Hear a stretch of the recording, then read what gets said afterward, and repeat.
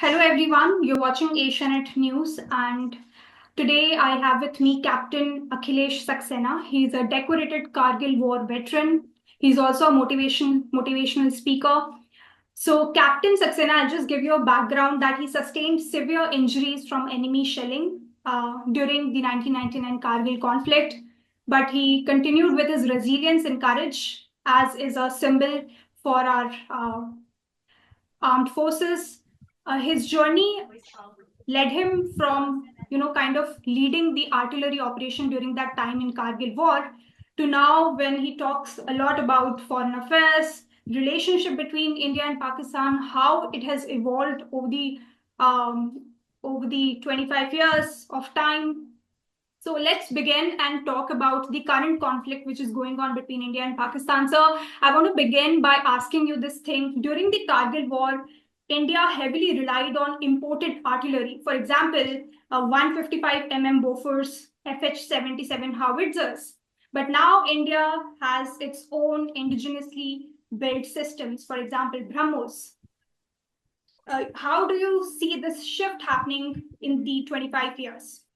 Yeah. So actually, one, the terrain of Kargil War, the circumstances of Kargil War, and the weapon used was totally different that time. Yes, that time our defense production was not there, and mostly things were imported outside. I think and if you see after Kargil War, there was a Kargil Review Committee also, and then there was an emphasis that we should ensure that we have got there our own weapon systems and all. See, at the time of war, it becomes important. You don't know who is going to supply you spare parts, who is not going to supply you spare parts. Secondly, Kargil was fought in a very limited area, right? Because if you remember, Pakistan has sent some of their army and they have occupied the heights, a particular area, starting from your Dras regions going up to Leh Ladakh. And they were sitting there, and the battle was totally different because they got the first mover advantage. They were sitting on top, their all weapon were pointing towards us, and they have put the mines also because they knew Indian forces will only come from there.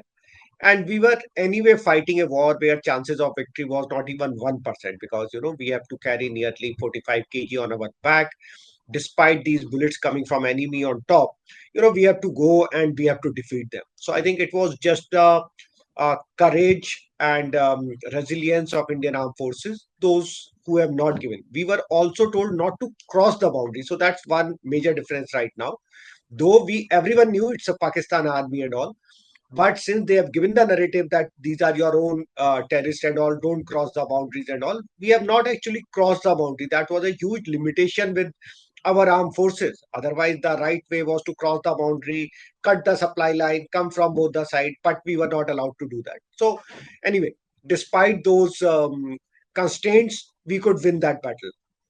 If I just come to now, what question you asked in terms of, so now we have taken a lot of improvement and done a lot of work in our Make in India initiative and ensuring that our defense system, we are able to at least manufacture a lot of it. I'll still not say all, but and the shining example is Akash, BrahMos, some of the missiles which we have worked. Second, we have also done a lot of collaboration. So if you see this BrahMos, which is this first version was around 25 years back, and then slowly we start working on this and developing it further. So this is with Russia. So BrahMos, and you say it is Brahmaputra River, and Mos is for Moscow. So it's a joint collaboration between these two, and this is very very one of the best missile today in the world in terms of accuracy, in terms of flexibility. It can be launched from any platform. So that's a great example. Second, indigenous things which we have done was working on to Akash.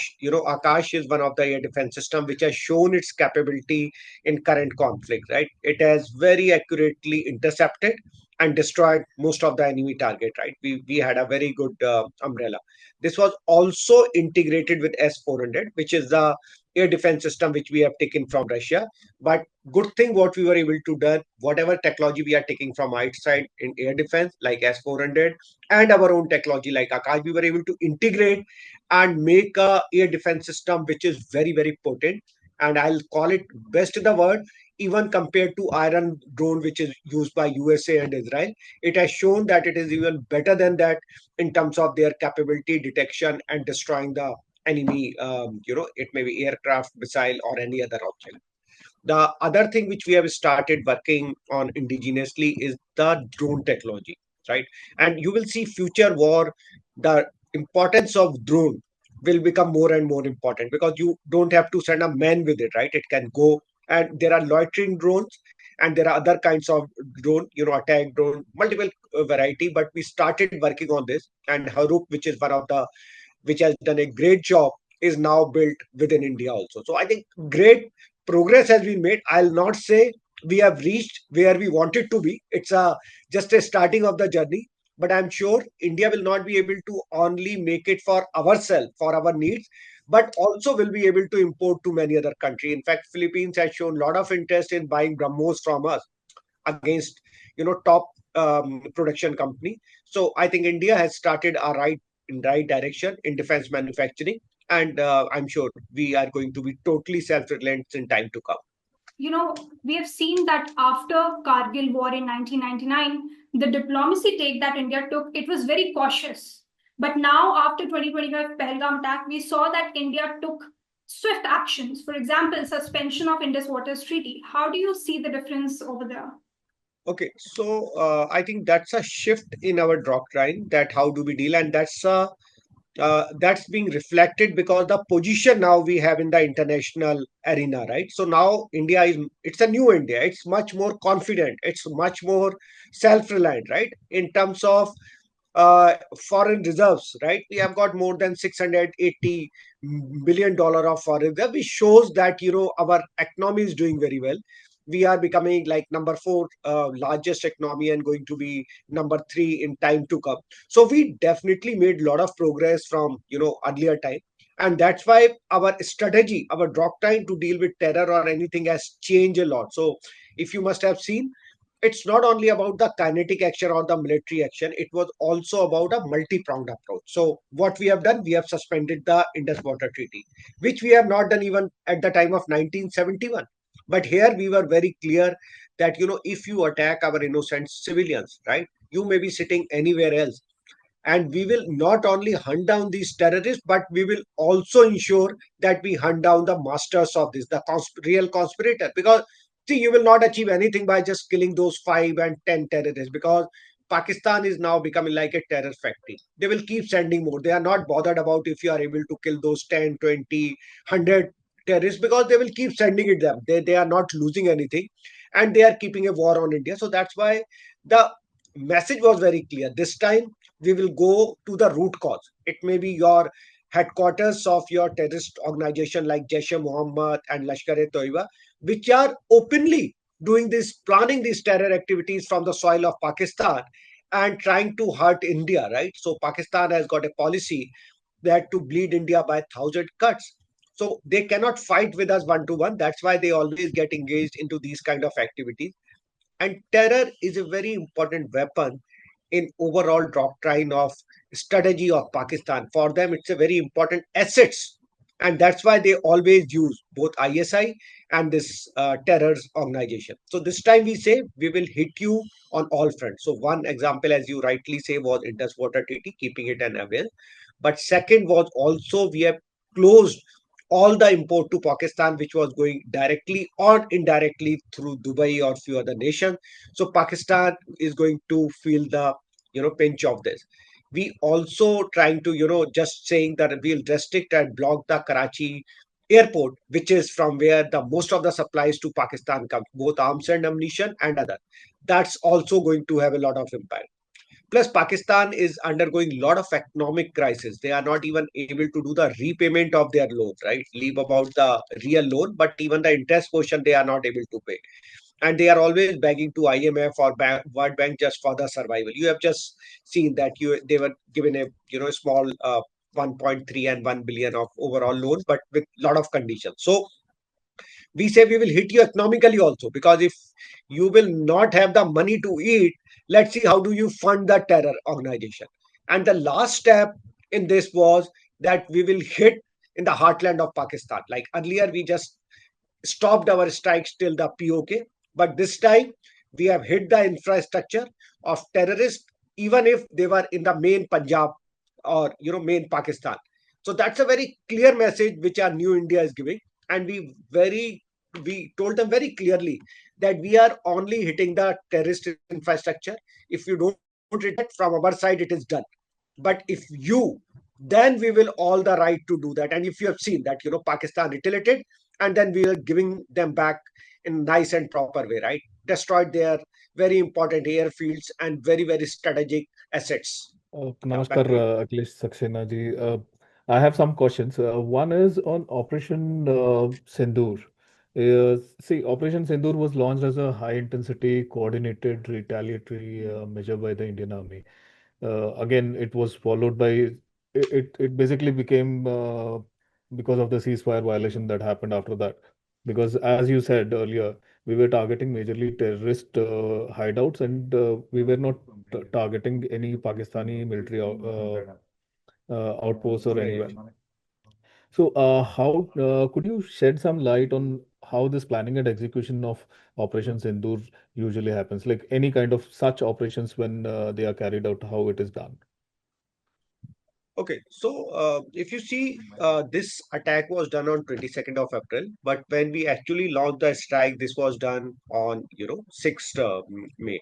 See, it takes a lot of planning, and I think our nation has to take a very calibrated and measured step, right? So we were very clear. We don't want to kind of make it into a full-fledged war, because we also want to focus more our economy, our prosperousness, rather than kind of fighting a war. Because any war, even if you hit your enemy hard, there will be some damage on your side also. So we were very clear that we want to keep it, but yes, we will not tolerate any terrorist activities in our soil, and we will give it back to you in a very, very affirmative way, right? So that there will be no compromise. So that message was clear. So what was done actually, we have identified the all the infrastructure which is being done by the Pakistan, which was keeping in Pakistan. So if you really see, there are two major terrorist organizations which do most of the activities or these terror activities in India: Jaish-e-Mohammed and Lashkar-e-Toiba, right? So their headquarters were picked up, and then some intelligence was gathered that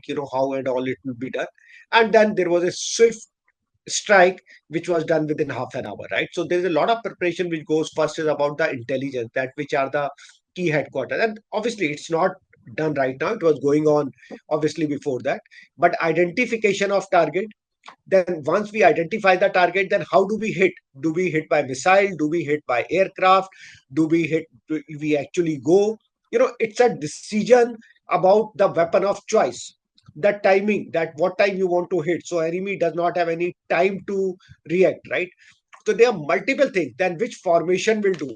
If it is aircraft, which aircraft will do? Do we use kind of surface to surface missile, or we use air to surface missile? Which all will be done, right? So that's entire planning was, I think, done in the last few days, and we have got a very, very competent armed forces, where the from the political leadership the entire freedom was given to them in terms of to plan their attack.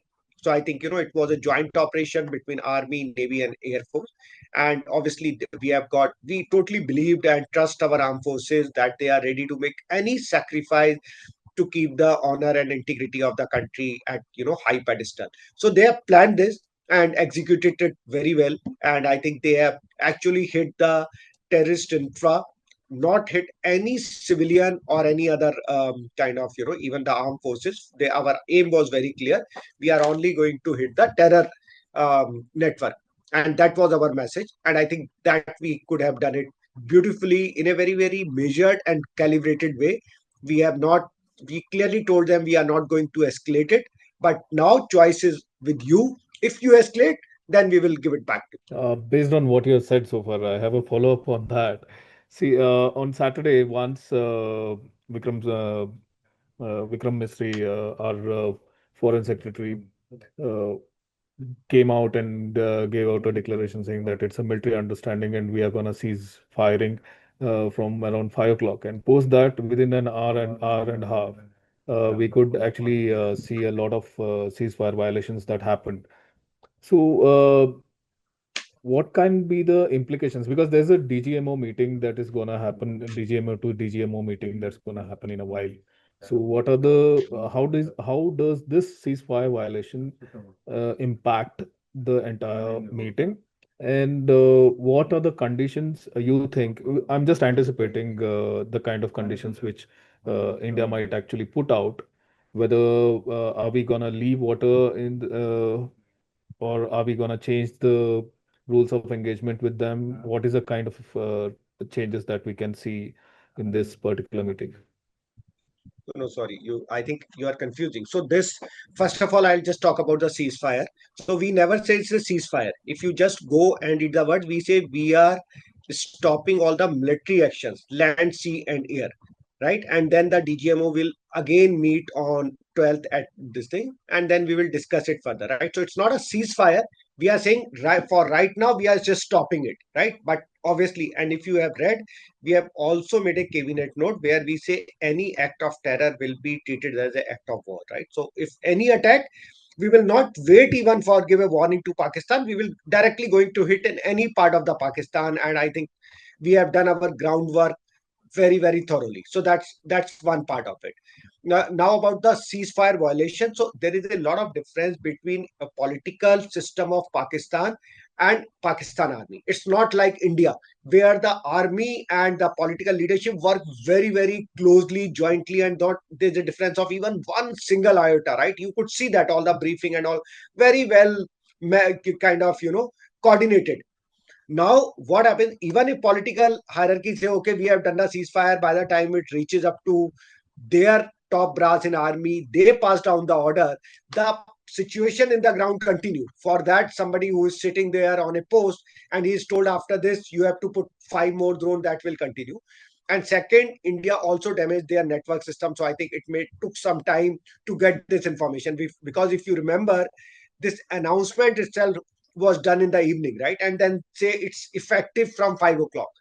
But by that time, I think my view is by the time it has reached, there was some difference. So that's why, then DGMO immediately sent a very strict message, stern message to Pakistan that you were the one who came for the ceasefire, right?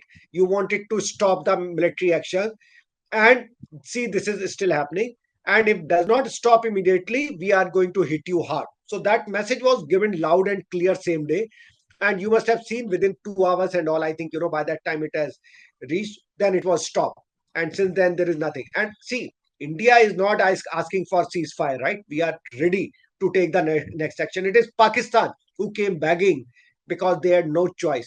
So we are anyway okay to kind of take it to the next level. And your last question about the meeting, I think they are not going to discuss the Indus Water Treaty, because see, you need to understand, this is a meeting between DGMO. Who is DGMO? DGMO is military spokesperson. They are going to talk about the military operation.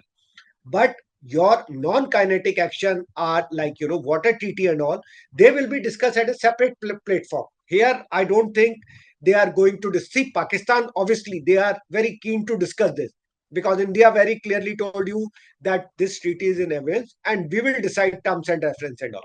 But India, in my view, is not going to discuss anything about the Indus water in this meeting, which is going to happen at 12 o'clock. It is only about stopping all these, some of these activities, which military activities from both the side.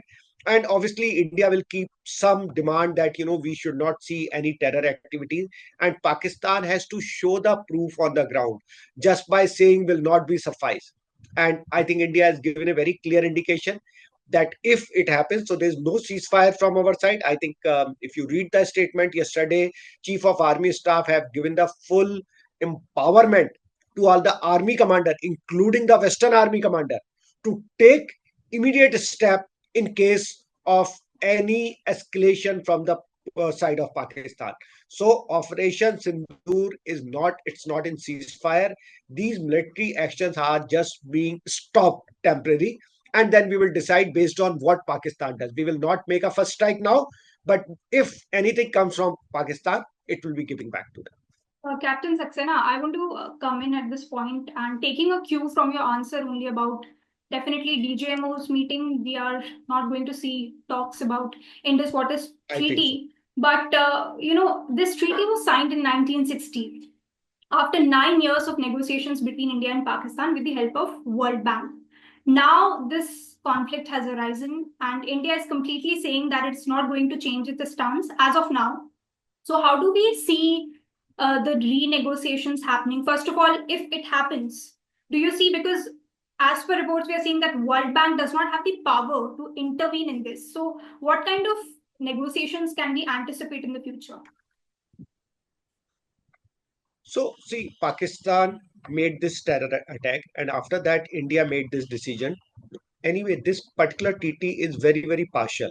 And there was a clause in the treaty that it can be renegotiated if there is a basic change in the demography or there is one anything which has changed. So for 60, from 60 it is what, 65 years, right?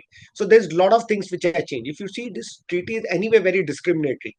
The 80% of the water, which is 180 million cubes water, which through this particular Indus rivers network of Indus river, 80% of it goes to Pakistan. India can use only 20%.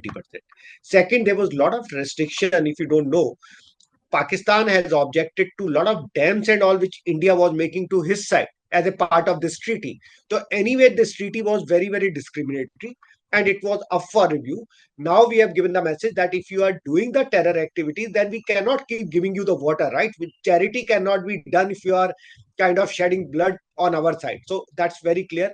I don't think for some time at least India is going to review this treaty. Till that time, we clearly see the proof from the Pakistani side that they are serious about stopping and non-sponsoring the terror business. Once it is done, then obviously both the country can come onto the negotiating table, make the appropriate amendment, and then this there can be another treaty. But till that time, this issue of terror is closed once for all, and I think it's very difficult for Pakistan because their army, their ISI, and their terrorists, they are hand in glove. So it will be very difficult for them to say that we will stop this or actually show it on ground.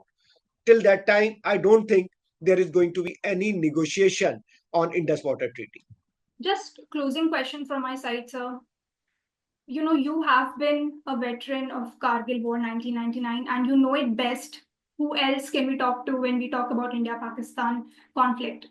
Tell us a little bit about soldiers' morale from that time to now, because now India is building indigenously. We are increasing our defense production.